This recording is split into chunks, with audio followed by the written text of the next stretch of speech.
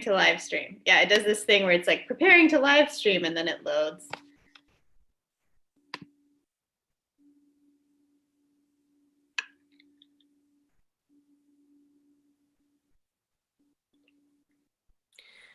Mine says it's streaming live on custom live streaming services. Yeah, it's loading my NoPants Improv page, which means people may already be seeing me doing this, and I don't know, but I will confirm in just a moment when I see us live that something is happening. All right, I believe that we are live. Hi, everybody. Sorry for the delay. Technical Zoom difficulties were happening. I'd like to bring you today's No Pants Here interview with Jennifer Chan. Hi, Jennifer. Hello. Thanks for joining me. Thanks for having me. Yeah, so if you are watching and you're in the chat, if you have any questions for interviews, thank you, Kristen. Hi, Kristen. If you have any questions for Jennifer or any topics you'd like us to cover, go ahead and throw it in the chat or just be cool like Kristen and say hi. So Jennifer, you do regular No Pants shows, you do Star Trek shows, which is tonight at 7 Central, I think. 5 p.m. Pacific. 5:30 Central. 5:30 Central. No. 6:30 Central. 6:30 Central. So that's 4:30 Pacific? Yes, because yes. Okay, well, right. We got a Star Trek show tonight, our monthly Star Trek show at 6:30 Central, 4:30 Pacific. And also, I just learned, we were chatting a little bit before this, that she teaches improv. Yes, I do. Yeah, that's really cool. And so we were talking about something that has come up for me a lot in recent days, which is the way that improv sort of affects your mindset. And you were talking about a little bit as a teacher, like not lingering in negative self-talk. Can you talk a little bit about what that's done for you or how you feel about that? Yeah, sure. So I think that one of the gifts that improv has given me has been to turn off that little voice more than it's off most of the time. So when I first started doing improv, there's a part of me that goes, oh, I'm doing it wrong. I'm doing it badly. Oh, I shouldn't have said that. I should have said that. And why couldn't I have done it? And lots of like spinning around, like, how could I have done that better? And let me just say, I also do that in my life around pretty much lots of things. And I will say that too, as I've gotten older, for the most part, this, when I was in my 20s, not that I'm not in my 20s now, but when I was in my 20s, I could spend a whole day just rehashing an encounter with a store clerk. Oh, I did this with the milk and I should have done that and blah, blah, blah, blah. And they were wrong and I was wrong and everybody was wrong. And so luckily I would say that mostly that voice had calmed down even before I got into improv. But one thing I noticed when I first started taking classes was I'd have that negative self-talk and I'd have some negative self-talk about other people too. So that's not self-talk. I'd have some negative talk in my head about other people too. Oh my gosh, that person always says no. Oh my gosh, that person is constantly doing that same character over and over again. And it's not like that voice has gone away, I'm afraid. There's still a very judgy, critical person hanging out in my head. But what I saw from a lot of my instructors, specifically my sort of main instructor, who I will say is Drew Merritt, in case you ever see this, Drew, but also, lots of other instructors I've taken classes with, is that they would never call out like, oh, you did this, you shouldn't have done that. And Nicole, we were talking about this beforehand. And I definitely saw that. And so when I started teaching, I came to understand that even more, that it's not about saying you need to be better and here's the ways you can be better, even though there's a part of me that thinks that's the way I should teach, that's what teachers should do, but actually just doing a lot of like, that was amazing, for the things that were amazing, because a lot of it is amazing, and really just sort of supporting that student. And then also for myself, I can do that for myself too. Supporting myself is one of the real gifts that I've gotten, both from improv, but also from teaching improv. Yeah, I know, like, I have done most of my classes at Second City, and you don't get to perform in a show until you've done 6 months worth of training, right? And so you do a show, they have a new term every 2 months. So you do a show at like 6 months, 8 months, 10 months, and 12 months. And by the time we got to our 12-month show, it was a full hour. So you go from like 20 minutes to 30 minutes, to a full hour. And a lot of people came up to me after the show and they were like, that was great. And I had just no concept of how I did. And I came to find that it's like a 2-step process, right? It's kind of like releasing the self-talk as you're doing the improv. And then I also came to recognize that, like, a lot of times when I get great feedback, I have no concept in the show, in the moment, that it was great because I was so in it. I was so immersed in it. And that led me to like trust myself more. So when I'm in a show and I'm like, I have no idea how this is going, I'm like, my self-talk becomes, well, it's probably great because I'm not asking that question too often. Yeah. And I know what you mean about being in your 20s and rehashing a thing with the store clerk. I started going to a different location of Trader Joe's. And all 3 times that I've come, I've had my dog in the car and I've been like, very cautious of what the temperature is. But sometimes I leave him in the car and he barks and you have to like wait in line to get in now, right? And so I realized the other day that even though I've let go of so much of this, in my head, the people who work there know me. They're like, here's the girl in the white Prius with the dog. Like, they have a whole storyline about, as if they give a shit, which they clearly do not, right? And Kristen's in the chat. She says she strongly identifies and that you're great at directing, Jennifer. Oh, thanks, Kristen. Yay! Or directing rehearsal specifically, and then directing the show after. And so I wanted to share that with you. But yeah, I think that the beauty of improv is that it, when you immerse yourself in it, you can start to let go of some of that. And that really starts with a lot of the great teachers that I've had who led my thoughts there. I don't know if that makes sense. Yeah, we were talking about this before, but there's a part of me that thinks there's a fakeness in that. And it's really not fake. It's a whole glasses half empty, glasses half full thing. And my inclination, from either that's nature, I just was born that way, or maybe it's from the way I grew up, or I don't know, but it's to be generally glasses half full. I need to do better. I need to things are going to be bad, and it's just a fight. and I need to be ready for that fight. Mm-hmm. As though worrying about it or fighting is going to be a prophylactic for keeping the bad things at bay. Like, if I worry about natural disaster, then that natural disaster won't happen, which of course is not true in any way. Mm-hmm. And so there's this part of me that thinks, when I see a teacher say, that was amazing when you did blah, blah, blah, blah, blah, that it's not real somehow, but I've seen enough of teachers talking to other students, not to me, Mm-hmm. and thinking, yeah, that piece of it was amazing. It might not have all been perfect. We're not trying to be perfect, but that thing that someone did was miraculously awesome. Yeah.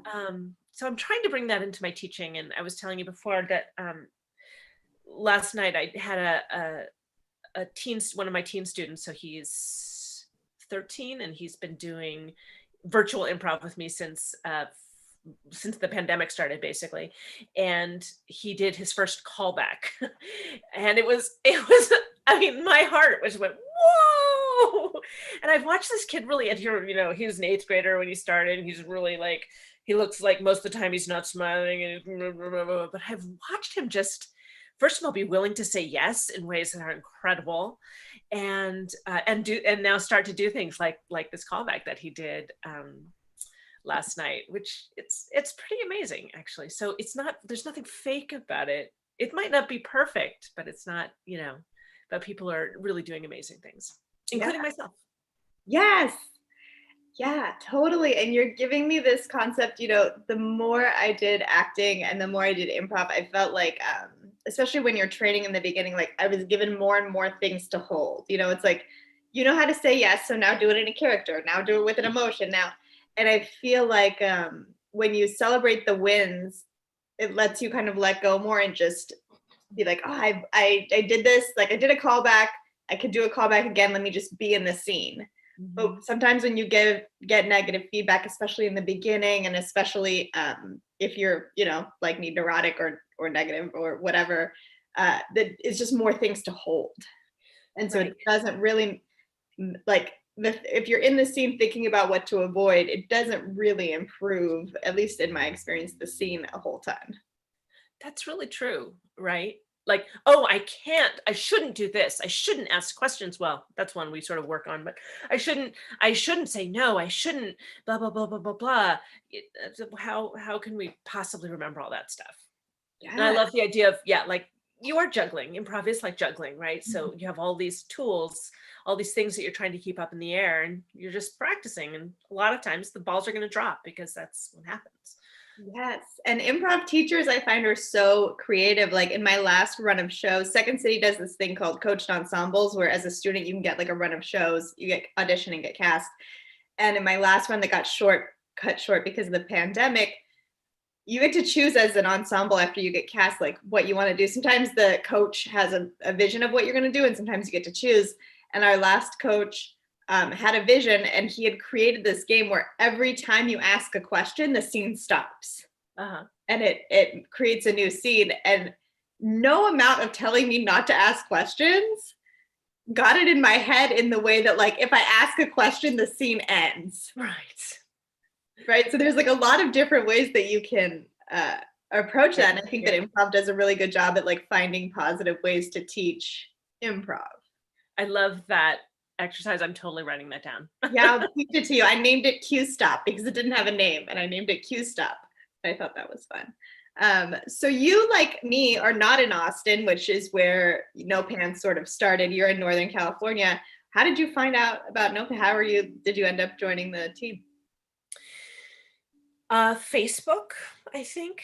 Um, I was out of work when the pandemic started, which means that I'm still out of work, which has led me to having a lot of time to do improv, which is, I mean, I think it's great. I'm really happy about that. Um, and one of the things that actually, so I'll say one of the first things I did when the pandemic started was I thought, is there anything I can do that's to be helpful?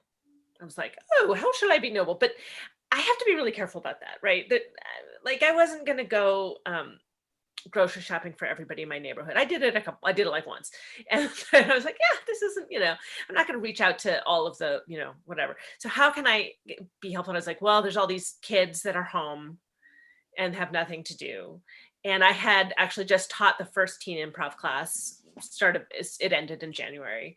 Co-taught that with some other teachers, and so very selfishly and also unselfishly, I started this teen improv group or online teen improv thing. And then because of that, I just started going on Facebook and getting joining all of these different groups and found No Pants. And so audition, there's something about me that likes to jump through hoops. I saw the word audition. I was like, oh, I can do that. And here I am. Yay. Well, I'm so glad that you are. What do you think about the difference between virtual improv and improv in real life?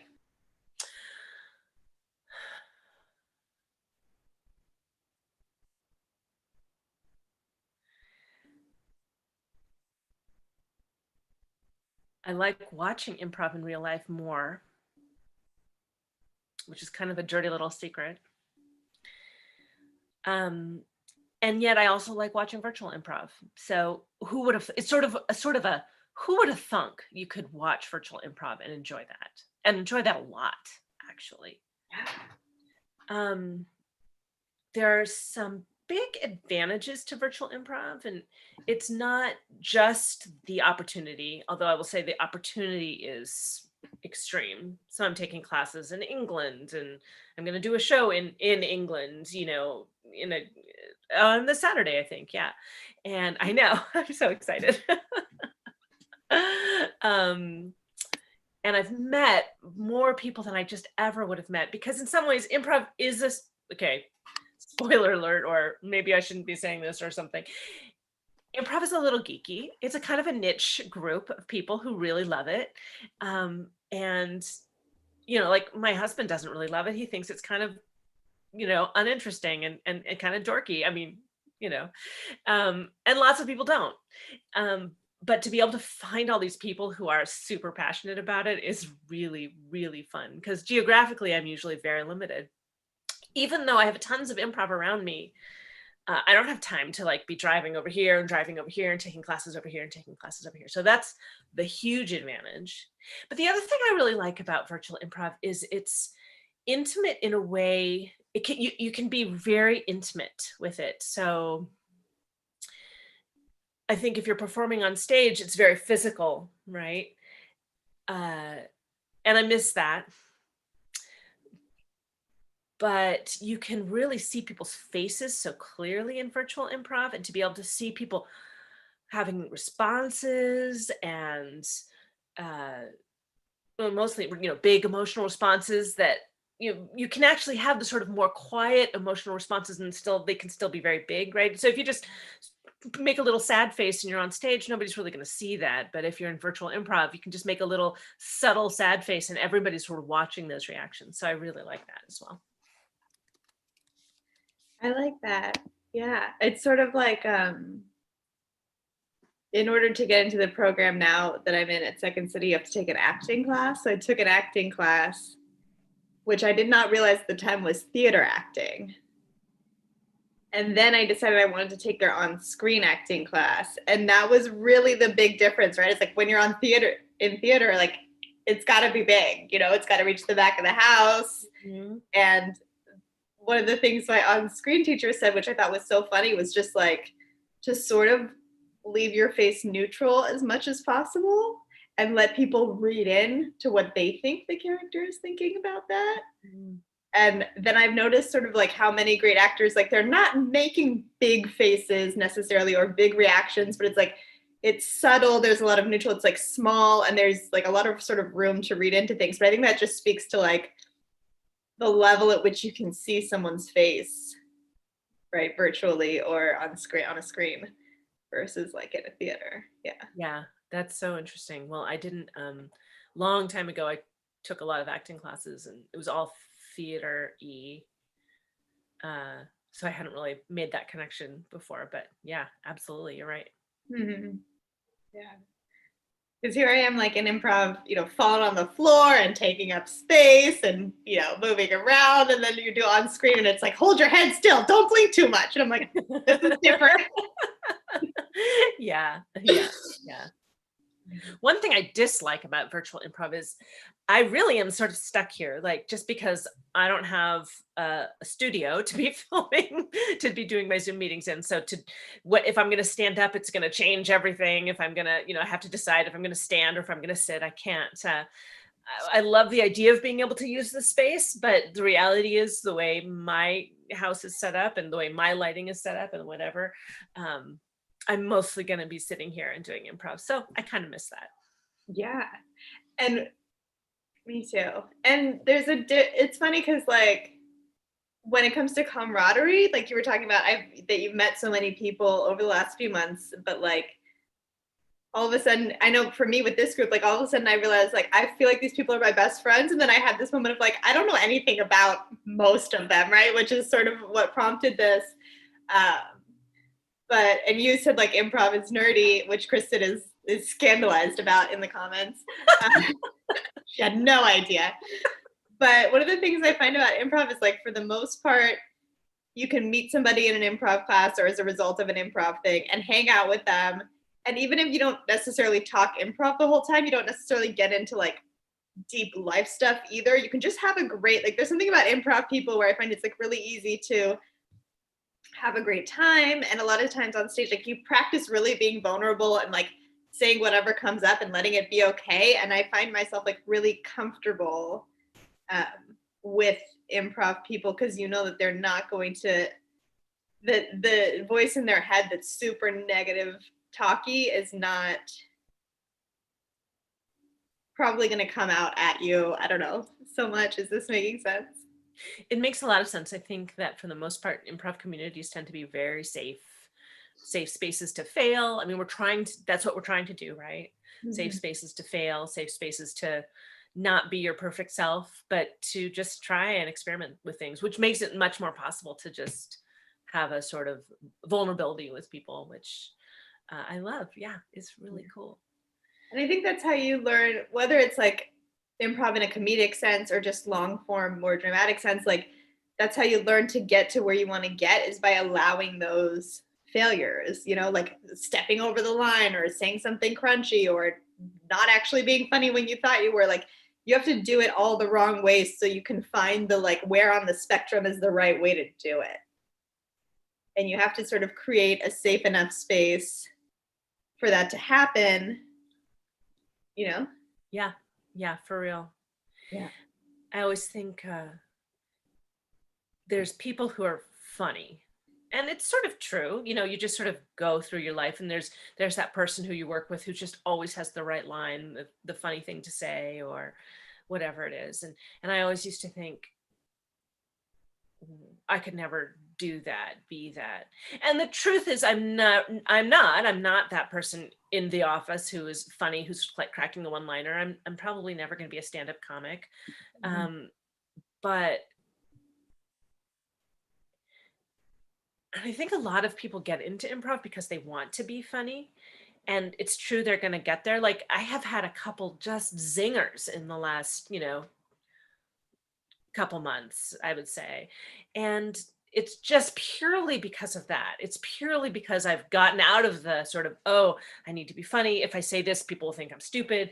What if I say it and it's not funny? And I've really sort of, not that it doesn't come back, but for the most part, I'm kind of out of that. And so yeah, there was a beginner who kept asking in the last beginning class I was teaching, he kept asking, but uh, how do you say the thing? How do you say the thing? How do you come up with all that stuff? And I'm like, it's by not trying to be funny is really the Mhm. way to do it, by just trying Mhm. things.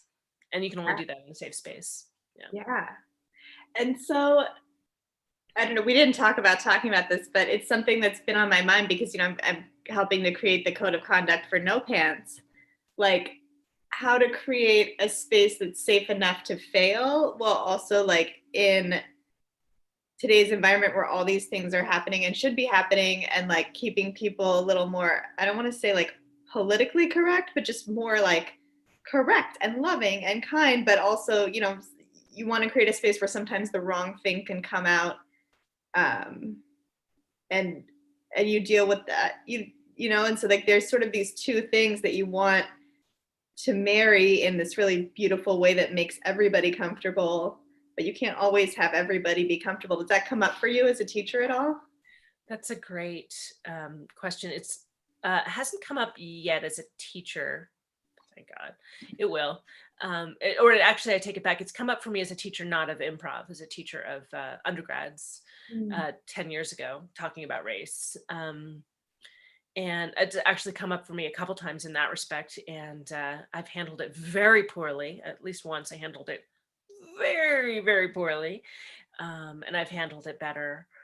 Um, it is one of the things that's really hard. Like, I know that I have my home group now and we're performing a couple times a month, and we're rehearsing pretty much every week. And we all know each other in person, and we also know where we live, and we know we've probably haven't met each other's kids, but we know about each other's kids. Plus we all have kids that are about the same age and blah, blah, blah, blah, all of that stuff.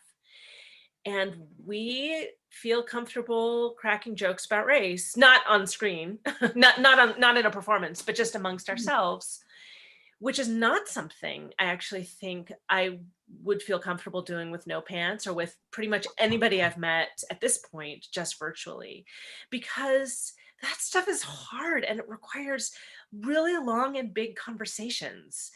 And I don't know how you do, especially virtually. It's really hard, I think, to get to the point where you feel safe enough around what are the big topics? Let's say, politics, race, just even things like abortion or religion, or, sort of these sort of big moral issues of our day.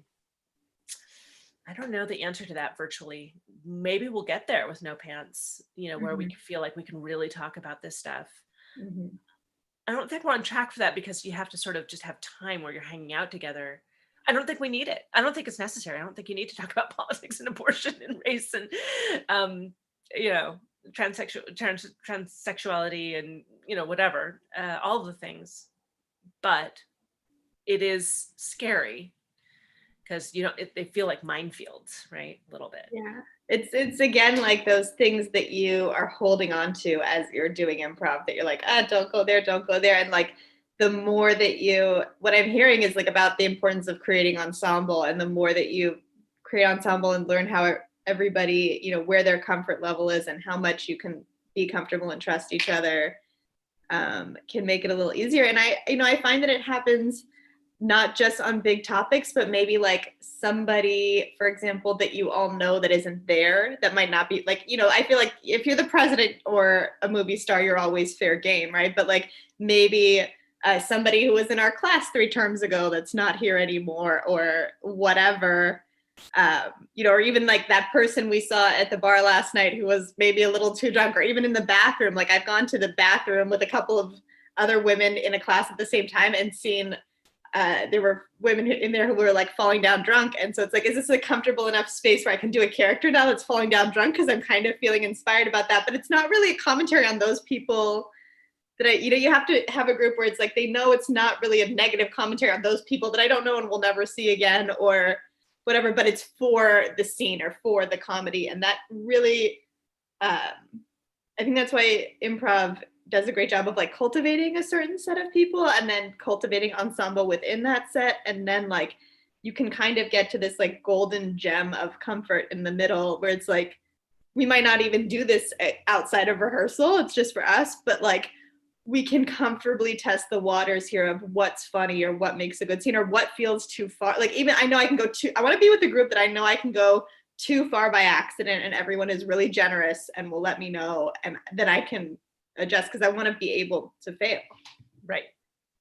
Yeah, for sure. For Yeah. sure. I feel good that we talked about that. I feel like it's just been on my mind. There are these crunchy things, that don't have easy answers all the time. And I will say we're not the only ones facing this. And if you're just talking in the performance world, you know, everybody from Hollywood to, your little indie street theater, has to question what is representation. How do you deal with these issues, because these are the issues of our time. And Hollywood does it pretty poorly a lot of the time, and sometimes they do it great. And indie street theater, I have no idea, might do it great, might do it poorly, all of those things. So we're not alone in it. Yeah. Well, yeah, interesting. So is there anything else I haven't asked you about or brought up that are your thoughts, or you want to talk about No Pants? You want to talk about Star Trek? You want to talk about anything else? uh no. I know it's a weird question for a lot of people. They're like, I don't know. But it just, I don't like to end it maybe when there's something on your mind or something coming up. Um,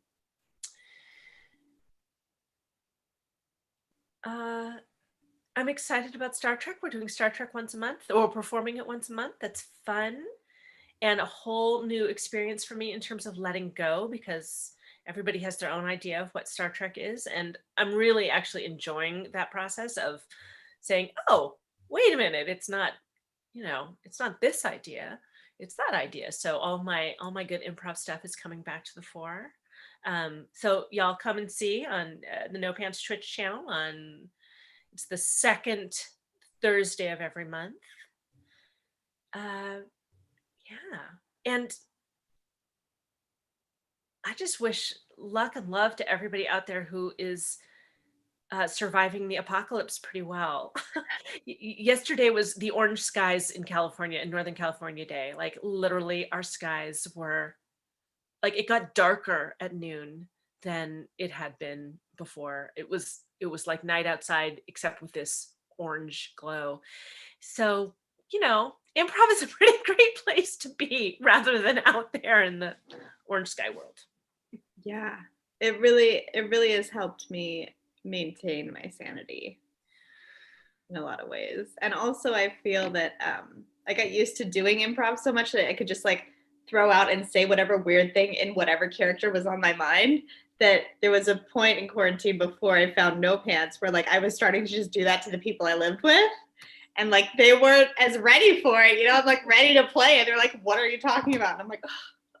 So it's just so great to be able to throw those things out. Yeah, yeah, totally, totally. And speaking of Star Trek and representation and building ensemble, I know before the first Star Trek show we did, some of us watched the newest Star Trek. I forget what it's called, but that one does a really great job, I think, of more diverse representation. And I think Star Trek has always sort of been ahead of the curve in that way of speaking about how people interact with each other. So I think it's really cool that you guys are doing Star Trek shows. And I wish I could join on Thursday nights. Next time, next version of Star Trek. Yes. Because there's always more versions of Star Trek. Yes. Any non-Thursday Star Treks, count me in. Okay. Anyway, universe, this has been a wonderful talk with Jennifer Chan, and I've loved it so much. And you can check her out tonight at 6:30 p.m. Central in the Star Trek show and in many No Pants shows thereafter. Thanks for joining me, Jennifer.